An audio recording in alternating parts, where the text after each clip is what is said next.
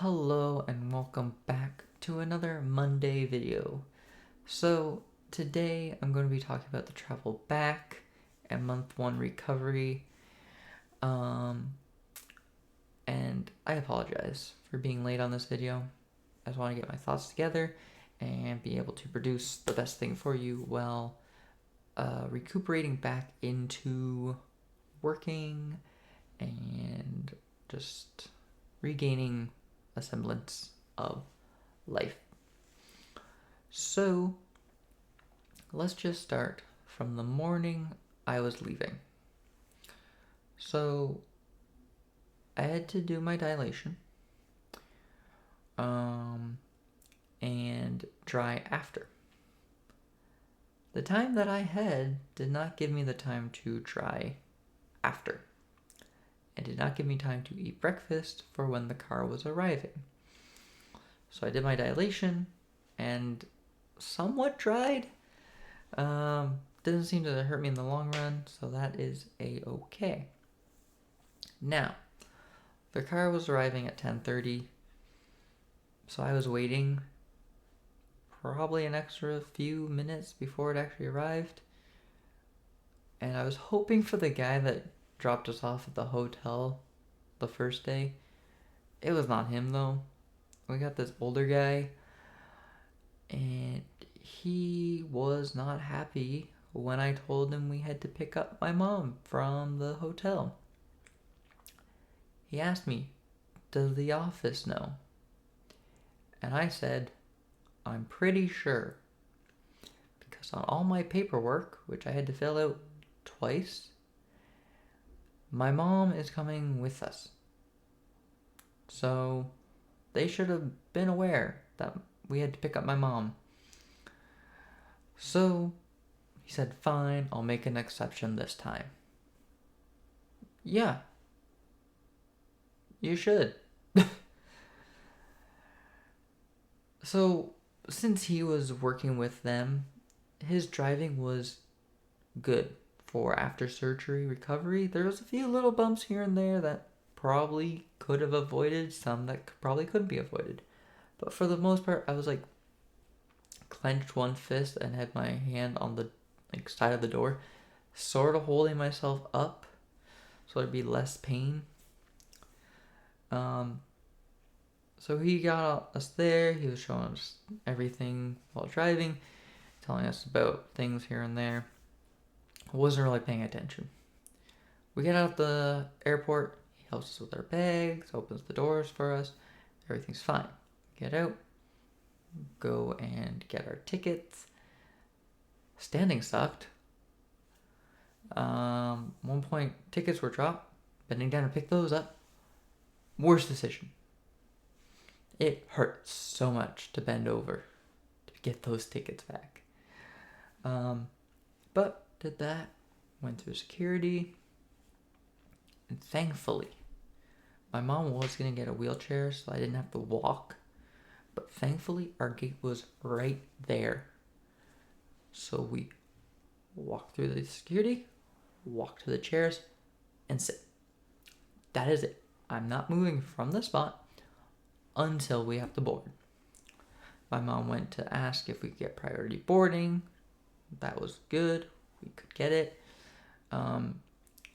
Now, this is something that you should be aware of after surgery that I think you should avoid. So when I was sitting anytime month after, I was sort of slouched. And if you sit like that, you're gonna hurt your tailbone. Anytime you sit after, when you can sit properly, your tailbone's gonna hurt. So probably trying to sit normally is the best choice you have, or laying down. So yeah. So waited till priority boarding, got on the plane, perfect. Now, again, I was sort of slouching and trying my best to relax and breathe through the pain. I had my mom next to me, and I was just relaxed the whole time. Had my head against the window, trying to sleep. When planes take off on a runway, though, it's bumpy. Not great. Lots of pain. In the air, fine. We're good. Now, I did fall asleep at one point. And then I woke up when my head swung out and back into the window because we went through turbulence. Now, anytime I'm on a plane, it seems that I get turbulence going back home. Anytime. Now, turbulence is not great in the best times. Turbulence after surgery is horrific. Terrible. Thankfully, it didn't last long and it was over quickly and it wasn't too bad of turbulence. But any turbulence after surgery feels like the worst turbulence you'll ever go through. So I was looking to see when we were landing, and then I'm like, okay, we're gonna be landing. And landing is slightly worse than taking off. So I put my arms on like the sides of the chair and like sort of tried to hold myself up best I could, so that it wasn't too bad. That's the best advice I can have for the plane. So we get out. So my mom leans over and says, we're going to wait for everybody else to get off before we leave. And I said, that is fine. That was my plan anyway. So we wait for everybody to leave, grab our bags, get off the plane. And then we have to go and wait for them to come around the thing. Mom says, just go wait, sit over there, and I'll grab the bags. I was sitting the improper way again.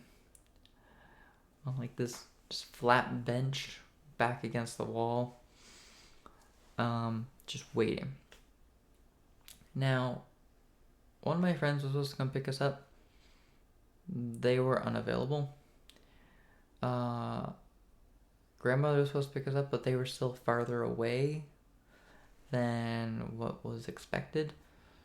So we ended up calling a taxi. Now, with better preparation, probably could have avoided that. But taxi drivers have a nuance, I think that's the right word, of driving crazy.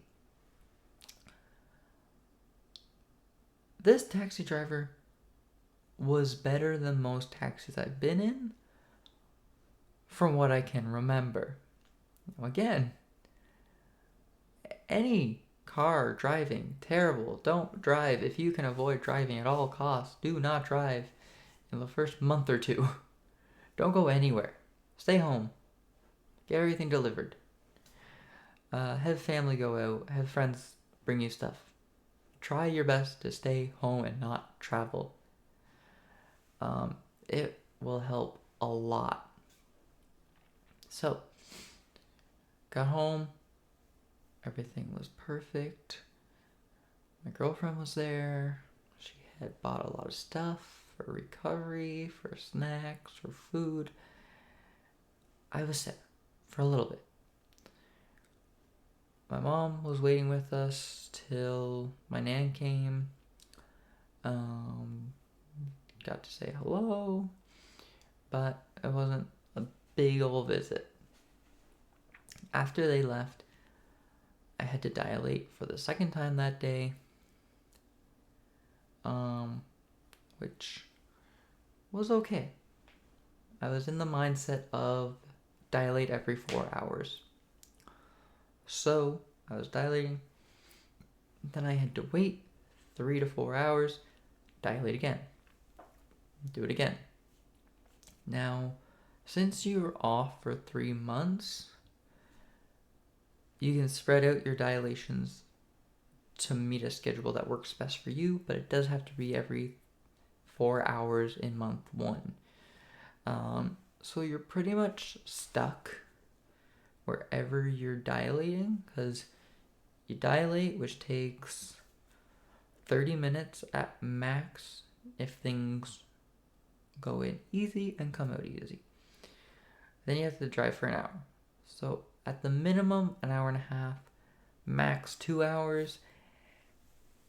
And that includes the time in which is to your next dilation. So you don't really have much time to do anything. So wherever you're doing it, have a TV, have a laptop, something that you can keep your mind occupied while you're doing what you need to do. Thankfully, it was the bedroom for me, so everything was a-okay. Most likely going to be your bedroom. I don't advise doing it in the living room, especially if you have family. If you have pets, you gotta keep the pets out of the bedroom, which was hard for us since the cats have grown accustomed to sleeping in the bedroom, in the bed with us. So that wasn't great. Luckily for me, it was during summer, so the room wasn't cold. If it was during wintertime, the rooms would have been cold. It would have been terrible having to dilate. And yeah, it would have been terrible. So I advise, if you have a choice, like I did, pick the earliest time to hot seasons. I know it's going to be hard if you're in the cold seasons and they say, hey, you can go. Just prepare your room for dilation. That's all I can say. I was given like less than 10 painkillers, and they said take these whenever the pain is really bad. Pain's bad. Pain's always bad. But I only took them when the pain brought me to actual tears. And that was like the time that I knew, like, this hurts. I'm taking painkillers, and that is that. So that was fine.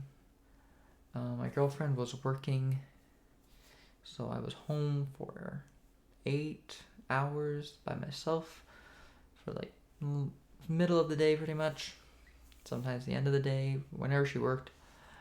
But during this time, I went home with gauze still on the clit area.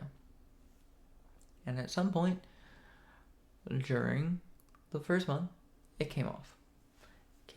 There was nothing scary about it. There was no pain when it happened. It just happened and everything was fine. So if you leave with still gauze on any of the surgical area, it will come off on its own. Don't pull it or anything. That is the number one rule you do not want to do. So yeah, they'll come out. So that happened. I was happy, ecstatic when that happened. Since I knew, like, okay, that is another step. We're a step closer. But yeah, that's pretty much month one. Things will come out.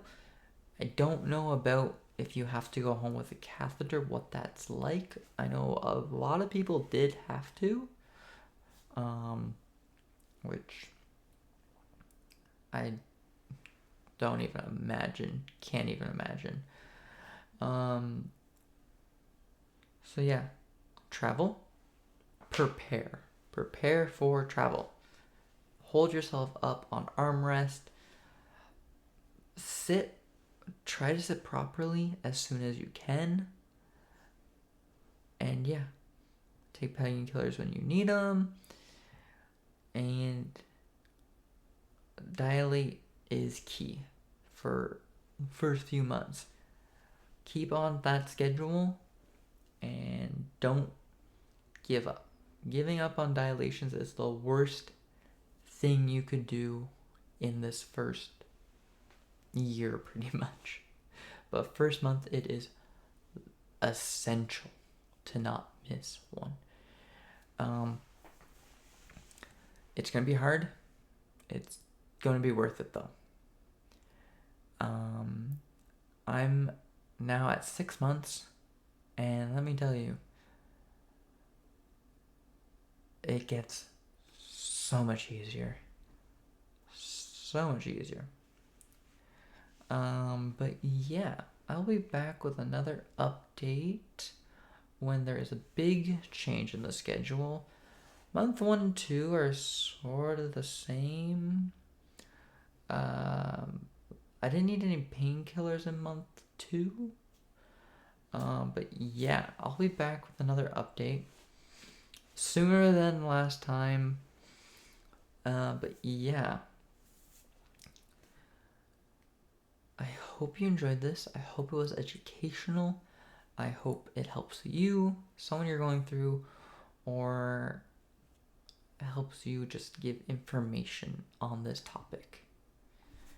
But yeah, if you enjoyed, don't forget to like, comment, subscribe, follow me on Twitch at Kally Coil and my gaming channel at Kally at KC Games X. Both those are down in the description below. Would really love to see you in the streams. And yeah, I stream every day except Thursday at 7:30 and on the weekends at 3. It was 2, but it's changing it to 3. But yeah, if you liked, yeah, hope to see you next time. As always, stay frozen. Bye.